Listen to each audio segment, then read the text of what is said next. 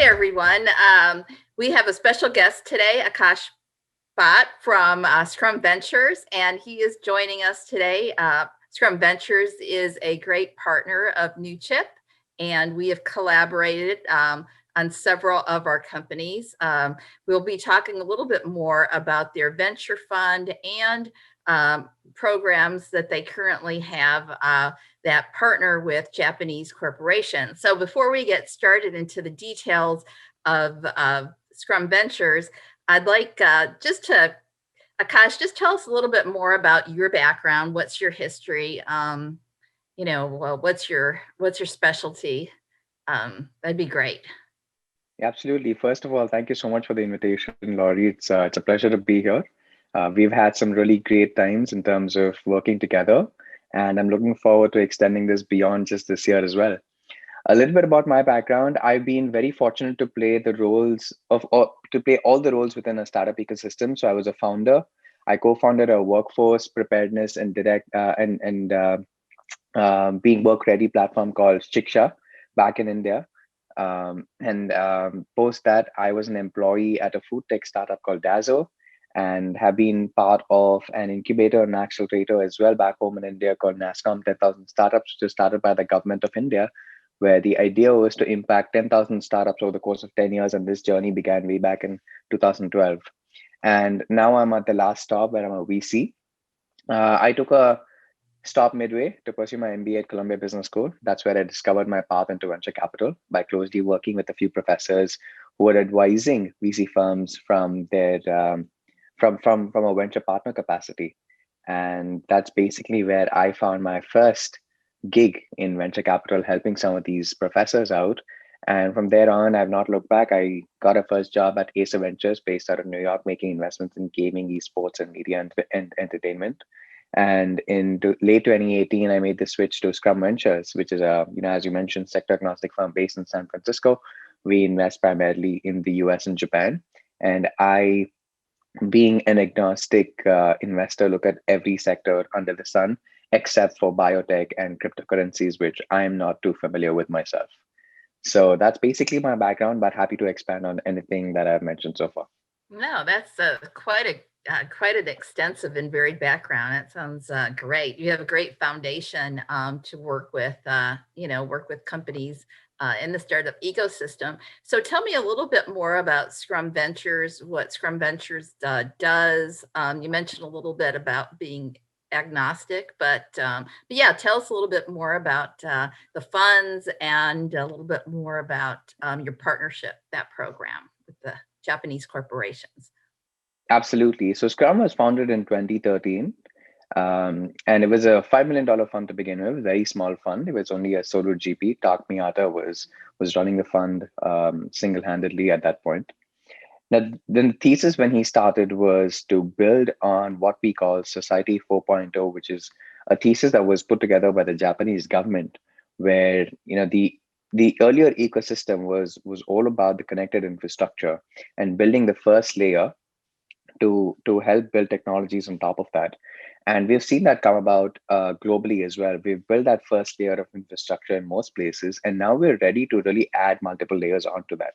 What I mean by that is we've had the existing, back then we had 4G technology set up, and we were then trying to build technologies that could equip 4G and leverage the powers of 4G.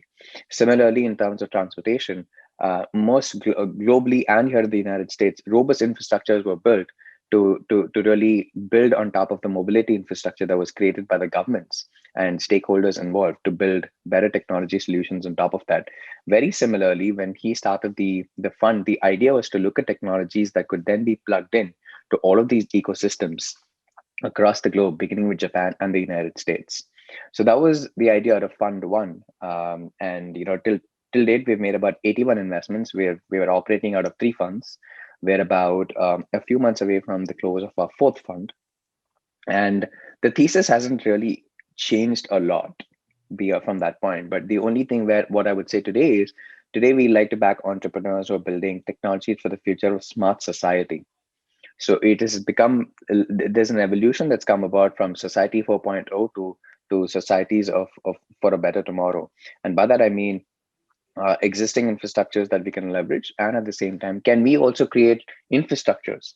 Can we be the pioneers in helping governments and stakeholders and help them build newer infrastructures around the globe, that which hasn't really happened from a VC perspective. This has always been the role that a government has played or local municipalities have played.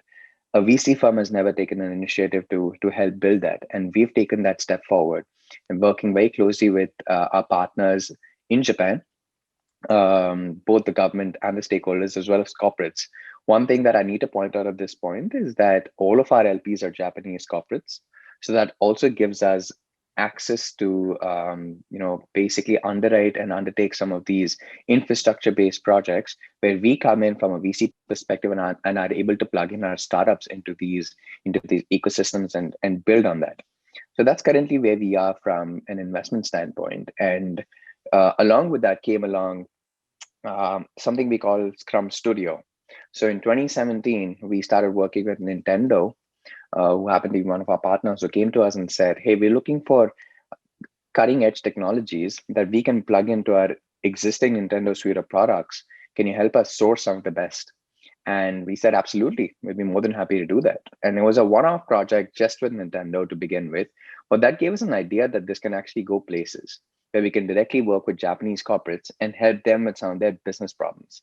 Because let's face it, CVCs sometimes are resource deprived. They don't have the right amount of people on the team and the expertise on the team to go out and source companies globally, unless you're hiring somebody who has a global network. And sometimes that's not really possible. That's where we come in, and we do all of the heavy lifting. So we run these programs on the side, which is very similar to what you might see at a Techstars or a 500 startups, where we directly work with a corporate or corporates, multiple of them sometimes, and bring together these projects to life. And these projects could have a direct impact on the Japanese economy, on what's being deployed on ground in Japan, and really have a vested interest in bringing some best-in-class startups into the country so that they can develop the infrastructure as well as the startup ecosystem in Japan, and vice versa. The Japanese companies then get an access to all of our programs, all of our mentors, all of the network that we have built on this side of the world. So it's a very cross-border sort of synergy that we have ongoing between Japan and the United States and the rest of the global ecosystem that we are trying to build under this big umbrella. So that's the studio side of the program. So it launched in 2017. We now have 5 studio programs that we are live with. We had Panasonic work with us on the electronic studio. We had Dentsu, SoftBank, Microsoft, Itochu, CBC, and Sony come together to work with us on the sports tech studio side. They came to us in 2018 and they wanted to build the next layer of infrastructure beyond the Olympics. And they said, what do we do? And we put together this robust program, bringing together about 160 startups from across the globe who could then be plugged into the Japanese tech ecosystem, sports tech ecosystem, and where the existing stakeholders could start working with them and really leverage the power of technology to build that next layer that Japan needed to become a superpower in terms of being on the sporting level. And very similarly, we've since then launched 2 more programs. One is called the Smart City X, with about 12 Japanese partners, and we have the Food Tech Studio program, where we again work with about 10 Japanese partners. Very similarly, we're trying to fix some of the immediate issues that came across through the pandemic, which was we need to build robust infrastructures to ensure that something like this doesn't happen again. And on the food side, going back to the pandemic as well, and the origins of it, our supply chain is broken, especially in the food ecosystem.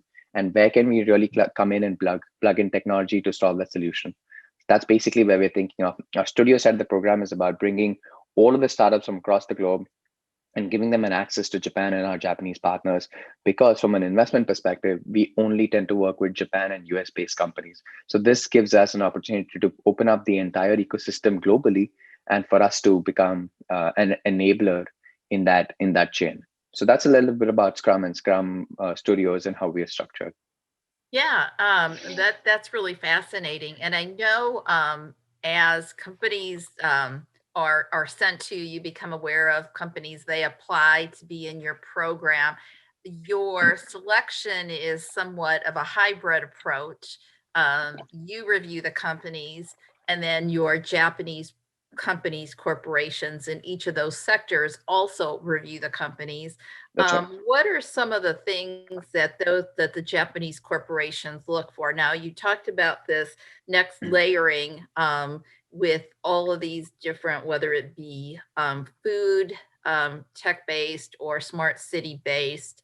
Right. You know, we see some companies that are improvement over what's out there. They're basically doing the same, you know, maybe it's mobility, but they have, you know, an improved approach to doing what's currently out there. And then some others that are totally disruptive that have a new, totally different approach. So what are some of the things that the corporations are looking for? Maybe you could give some examples of, you know, what they've chosen or what their really needs are. No, that's a great question, and we get that all the time. What's in it for the Japanese partners, right? Why can't they do this on their own? And one thing that we pride ourselves on is that it's stage agnostic. And typically what happens with accelerators or incubator programs is they'd want to incubate certain type of companies, and usually these are pre-seed or seed stage companies, so that you're basically providing them the acceleration and building the foundations for them to scale from there on, and using the accelerator as a launch pad to get to a different level. But what we do is we work with companies from all across the globe, across any sector, across any stage. So we've had companies that have raised upwards of $80 million be part of the program because we're opening up a new market for them. And that's basically what our partners would like to do as well. Our partners would like to work with companies that they have probably not identified and must have missed their radar, or they weren't aware that these companies are actually even open to working with them. Because let's face it, some of these Japanese corporates are huge. They have upwards of tens of thousands of people working under them, and there's so many subsidiaries, and unfortunately one subsidiary might not know if another subsidiary is actually working with this company or not, and internally that communication can also take a long time. So when we open these doors for some of our for some of our startups, you now have an opportunity to work with everybody under that subsidiary should that corporate want to make this happen. So the partners have a vested interest in growing all of their businesses by being part of this program, and they all come with one agenda. The agenda being, we'll open up the Asia opportunity for you, and we're the best placed people to do so because we have certain projects that we are undertaking, that we have that we have initiated here in the Japanese side, and we'd like to grow that. And if you take a look at all of our studio-based programs, all the partners who came in and have worked with us have at some point launched their own initiative in Japan or have their own CVCs, and they'd like to plug in these startups for the same. So it's basically three things if I were to sum it up. One is business development. How can our partners unlock opportunities for you? Two is partnerships. How can you tag team together and open up new markets for both yourself as a startup as well as from a Japanese perspective for the company as well? And third, and most importantly, because all of these corporates also have CVCs, they'd like to be part of your journey from an investment perspective. So we're able to source these companies for them on those bases. So these are three things that our partners are looking for. They're looking for cutting edge technologies for them to work with, to invest in, and to partner with. Very simply, to sum that up. And from our perspective, how is this unique is that we don't take any equity from a Scrum perspective, or our partners don't take any equity from these startups for participating. And that's one way that we're a little unique from some of the accelerators. There is no vested interest for us to, we don't tell the startups like, hey, you can only participate if we take 6% equity, or you're paying $10,000 to be a part of the program. No, we don't. Our partners are already paying us for it. So we only have an interest in identifying the best startups and bringing those startups to our Japanese partners, because we get paid on this side by our partners anyway. For the startups, it's free. We only and we also do all of the heavy lifting for the startups. We do not. I mean, it's great. We've done this in the past as well. We hosted webinars. We host all these sessions. We connected them to mentors. We made a curated effort to ensure this networking happened, but then slowly, quickly realized that because some of these companies, as I previously mentioned, are later stage companies, they've gone on and raised $80 million and beyond, they're perhaps not looking for mentoring. They're perhaps just looking for biz dev opportunities. So we've started eliminating the need for these curated networking sessions if it's not required. If you're interested in it, we ask a question. Hey, if you're interested, we'll connect you to XYZ. And we ask them to list down people who they want to be connected, and we facilitate those conversations. Previously, this used to be a very standard procedure where we used to do it on our own. But we realized that we'll take all of these things out. We'll do the heavy lifting in terms of biz dev partnerships and investment because that's what the companies are looking for, and we'll only focus on things that the founders can dedicate a little bit of their time into, and not really be a time suck. So that's a little different from some of the other accelerators in the way that we have positioned it ourselves.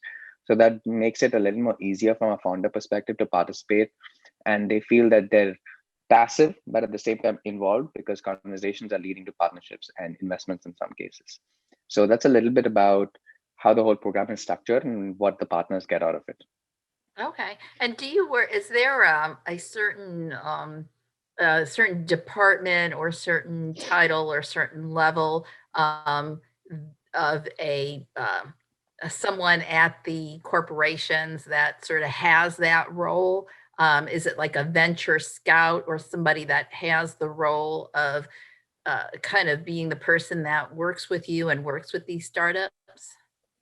Absolutely. So some of these teams, either like for example, Dentsu created a new division called Dentsu New Business Division, where they appointed a bunch of people who would run this program for them.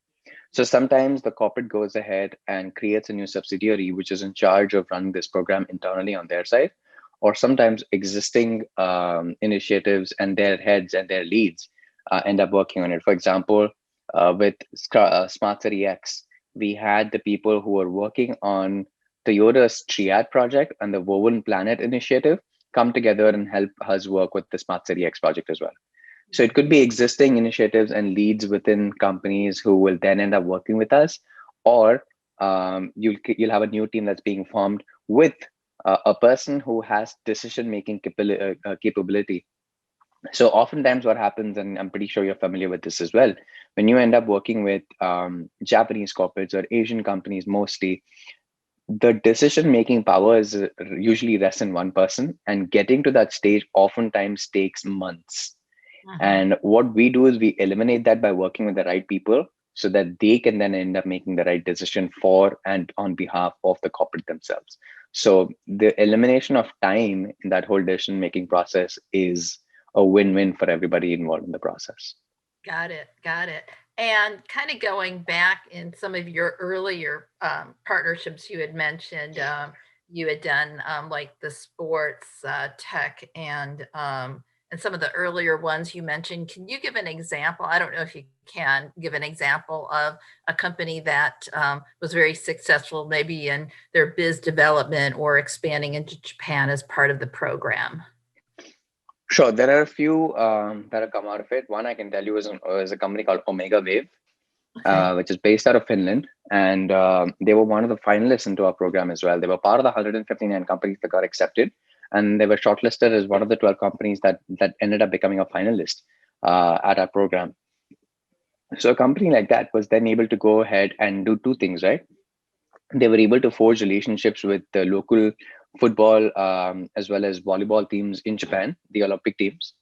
And at the same time, they were able to strike partnerships with the Japanese Olympic Association to become an official partner with them and work with some of the sports teams that they wanted to go ahead and work with.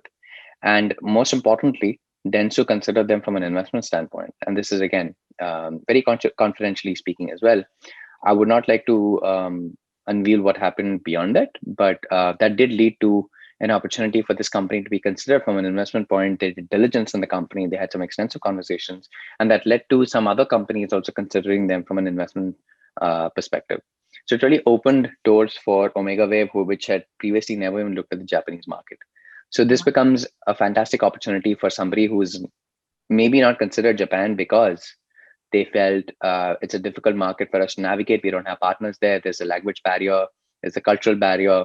It's also not worth our time because sometimes the decision making um, powers I previously mentioned rest with somebody else, and it often takes months to even get to that level.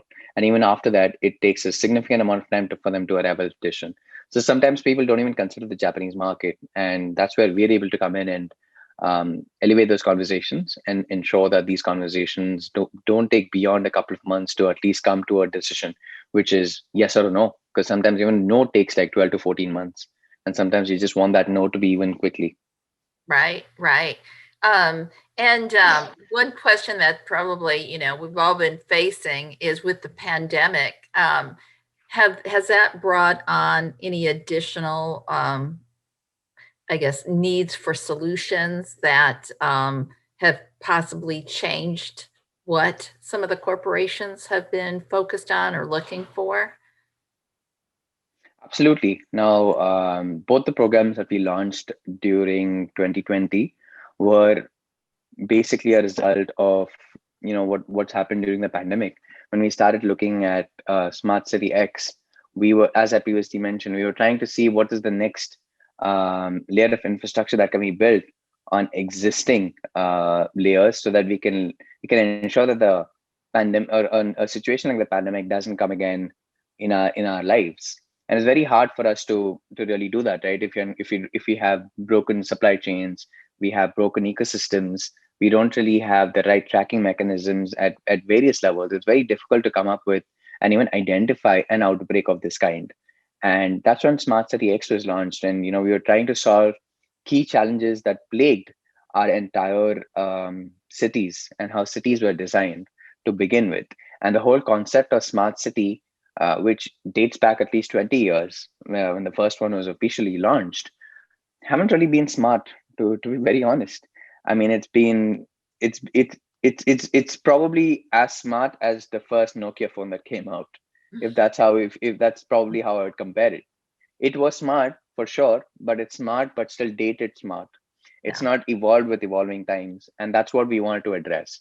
We want to address it from a standpoint where it was 2020 or 2021 ready, and not dated back a decade or a decade and a half ago, and saying that it was ready from that perspective. We have Our smart cities haven't evolved as such, and these smart cities have come across globally.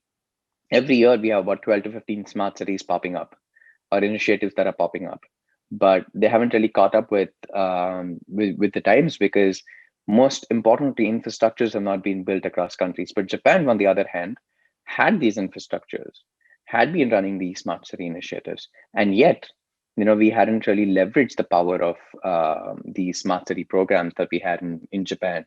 And that's kind of where we felt we can really leverage our existing relationships, and at the same time use our expertise in sourcing the startups and bring them into the ecosystem, and really answer these problems. And very similarly, from even a food tech perspective, we wanted to again look, and our common vision here was bringing together our common vision of bringing better and more efficient processes within our food development ecosystem, and supporting emerging food brands, to solve key challenges that have plagued our supply chain. And some of the examples just being food wastage, so wastage reduction, safety, inspection, health, last mile delivery. So everything from health and wellness to next generation foods to supply chain and logistics to consumer products, as well as sustainability, because sustainability has become a very pressing topic and top of mind for even the consumers, not just the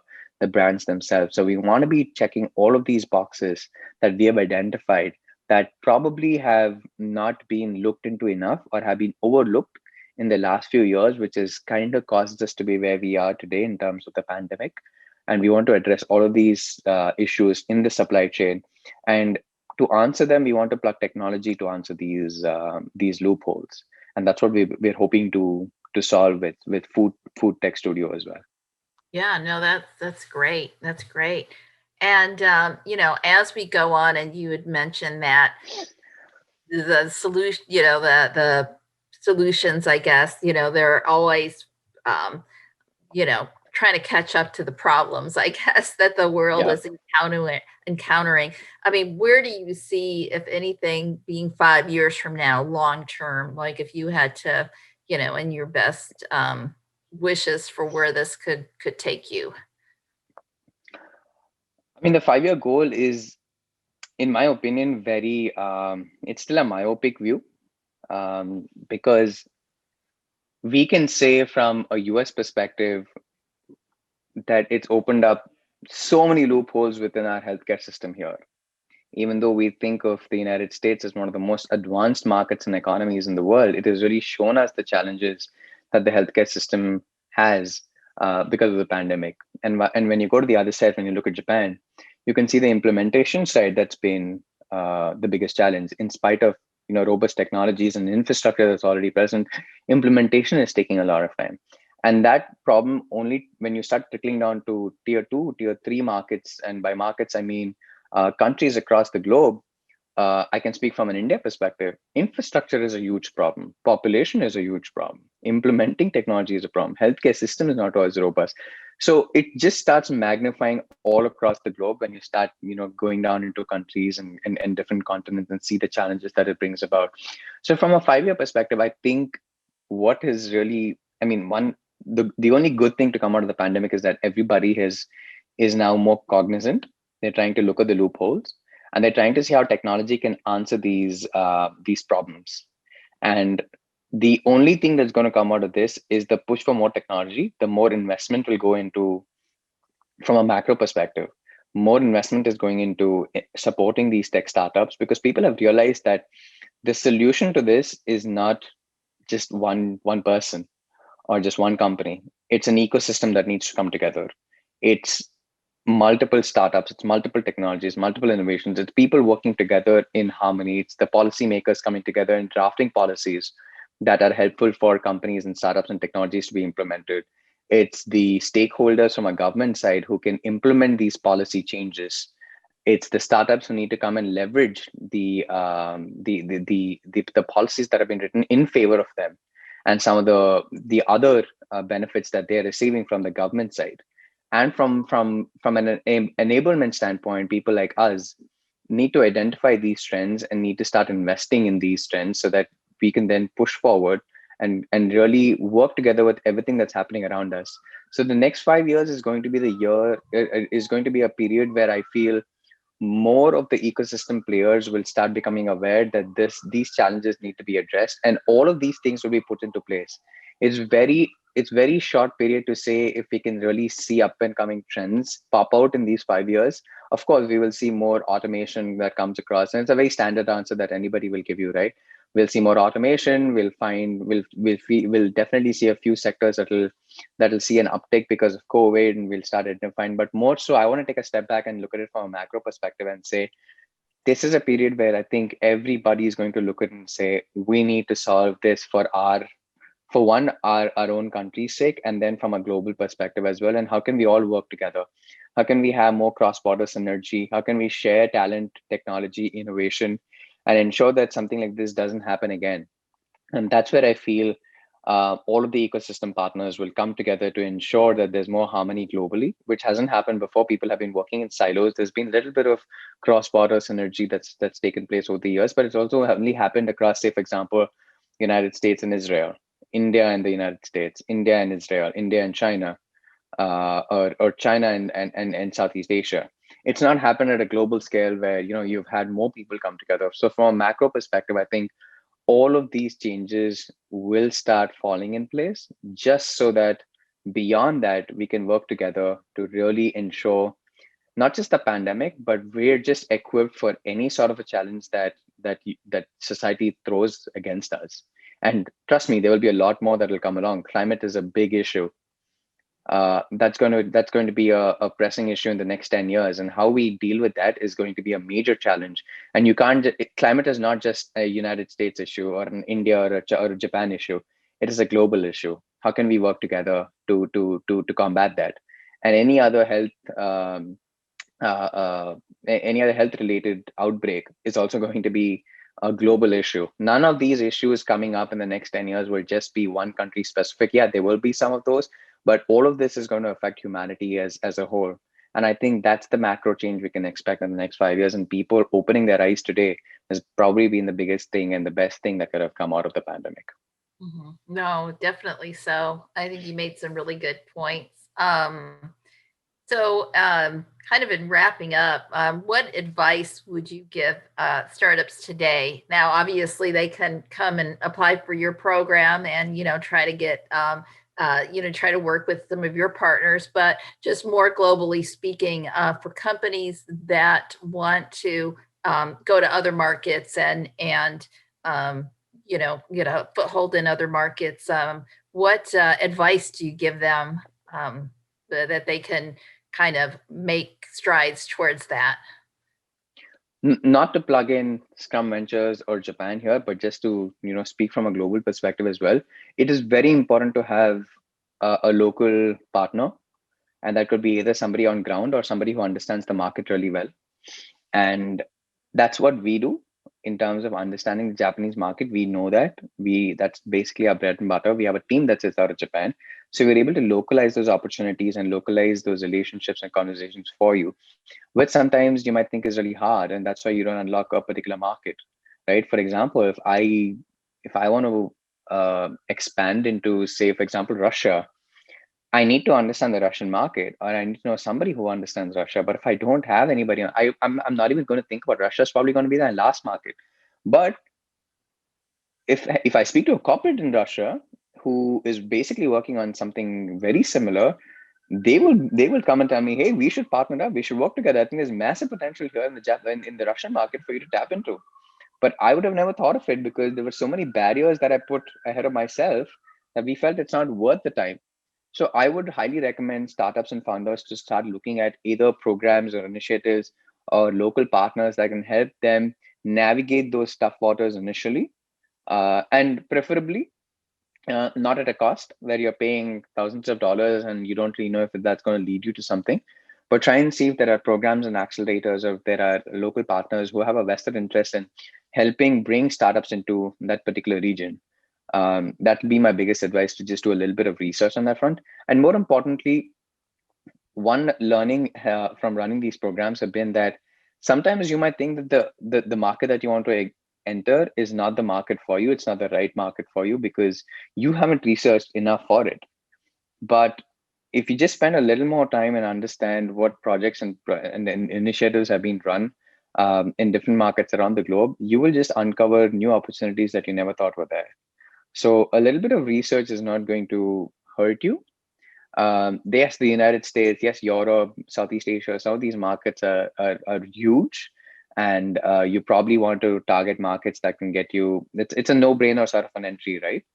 But there are other markets where you can actually be extremely successful. Like a good example, and we don't work with this company at all in any capacity, but it came across my table a while ago, was this TikTok competitor, which launched in Singapore.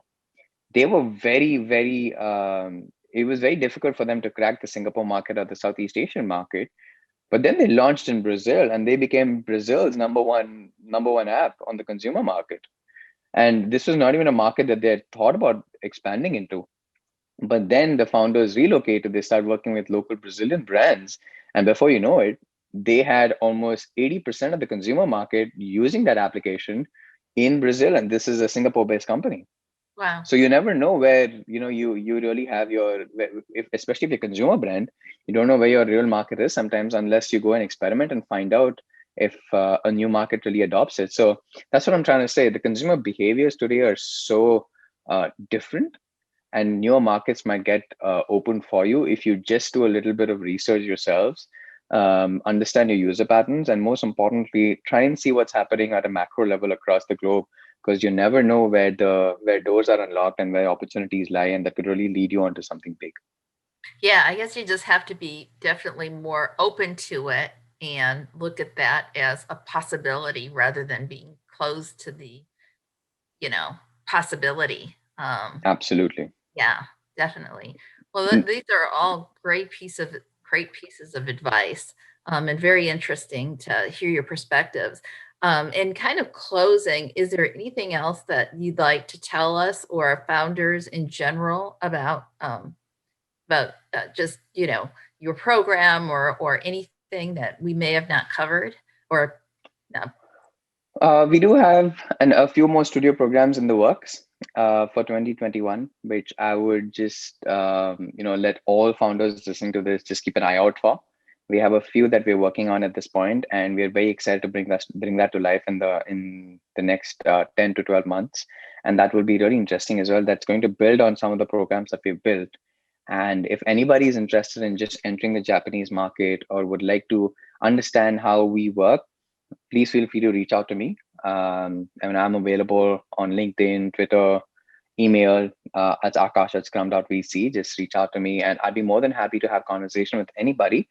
And at the same time, because we don't have a vested interest and we don't take money from the startups, I'm more than happy to connect a few of these companies should they be of relevance to any of our partners that we worked with in the past or currently.